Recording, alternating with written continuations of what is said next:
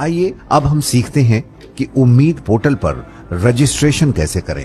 अब registration page खोलने के लिए रजिस्टर साइन इन बटन पर क्लिक करें। इस लॉगिन पेज पर रजिस्टर करने के लिए new user register here tab पर क्लिक करें। अब ड्रॉप डाउन सूची से उपयोगकर्ता की श्रेणी का चयन करें। एक बार जब आप मुतवल्ली का चयन कर लेते हैं, पहला नाम, मध्य नाम और अंतिम नाम, पिता पति का नाम भरें। कैलेंडर से जन्मदिन चुनने के लिए फील्ड बॉक्स पर क्लिक करें। पंजीकरण करते समय उपयोगकर्ता की आयु कम से कम 21 वर्ष या उससे अधिक होनी चाहिए।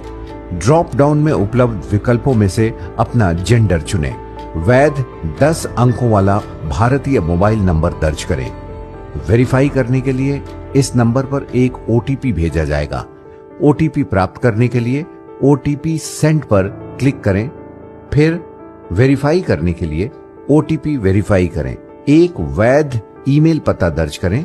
इसका उपयोग संचार और वेरिफिकेशन के लिए किया जाएगा। ओटीपी प्राप्त करने के लिए ओटीपी सेंड पर क्लिक करें और ओटीपी वेरीफाई करने के लिए ओटीपी वेरीफाई पर क्लिक करें। ड्रॉप डाउन सूची में अब अपना धर्म चुनें। जब आप मुस्लिम के रूप में अपना धर्म चुनते हैं, तब एक फील्ड यदि मुस्लिम संप्रदाय दिखाई देगी। ड्रॉप डाउन विकल्प सूची से संप्रदाय चुनें। अपनी उच्चतम शिक्षा स्तर और अपना वर्तमान रोजगार जो भी हो उसका चयन करें। अब आप स्थायी या वर्तमान पता भरें। राज्य, जिला, तहसील, गांव, एलजीडी कोड का चयन करें। आपके गांव इलाके से जुड़ा ये एलजीडी कोड आपके गांव पिन कोड के चयन के बाद स्वचालित रूप से ऑटो पॉपुलेटेड हो जाएगा। पता वाली पंक्ति 1 में आपके आवासीय पते का प्राथमिक भाग, 2 और 3 में अतिरिक्त पता विवरण भरें।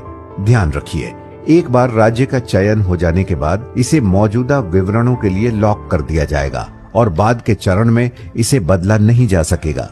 ड्रॉप डाउन से वो पहचान प्रमाण चुनें जिसे आप सबमिट कर रहे हो, जैसे Aadhaar card, voter ID, PAN card इत्यादि। अपने चयनित पहचान प्रमाण की पीडीएफ फाइल अपलोड करने के लिए फाइल पर क्लिक करें।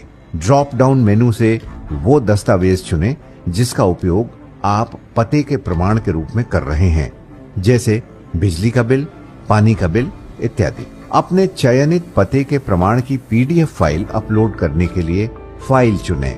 अब अपना रीसेंट पासपोर्ट साइज का फोटो अपलोड करने के लिए फाइल चुनें। केवल जेपेग, पीएनजी या जेपीजी प्रारूप में 2 MB आकार तक का ही अपलोड किया जा सकता है। आधिकारिक नियुक्ति पत्र, विलेख या वक्फ बोर्ड आदेश अपलोड करने के लिए फाइल चुनें। केवल 10 MB तक की पीडीएफ फाइलें ही अपलोड की जा सकती हैं। अब कैप्चा कोड दर्ज करें। सब कुछ हो जाने पर सबमिट बटन दबाएं। रद्द करने के लिए कैंसिल पर क्लिक करें। एक बार सबमिट करने के बाद यस आने पर आगे बढ़ें और वहां क्लिक कर दें।